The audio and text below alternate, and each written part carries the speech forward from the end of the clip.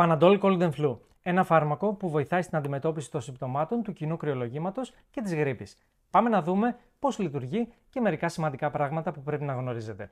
Το Panadol Cold and Flu περιέχει δύο δραστικές ουσίες, την παρακεταμόλη και την ψευδοεφεδρίνη. Η παρακεταμόλη είναι γνωστή για την αποτελεσματικότητά της στη μείωση του πυρετού και στην ανακούφιση από τον πόνο. Από την άλλη, η ψευδοεφεδρίνη δρά στις ειρηνικές οδούς, μειώνοντας το πρίξιμο και διευκολύνοντας την αναπνοή.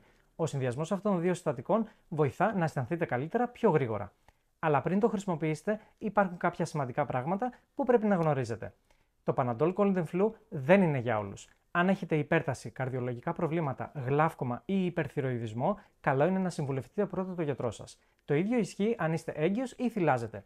Το φάρμακο αυτό δεν συνδυάζεται με άλλα φάρμακα που περιέχουν παρακεταμόλη ή αποσυμφορητικά, γιατί μπορεί να δημιουργήσει προβλήματα. Και φυσικά, αν τα συμπτώματα δεν υποχωρούν, ζητήστε τη γνώμη ενός ειδικού γιατρού.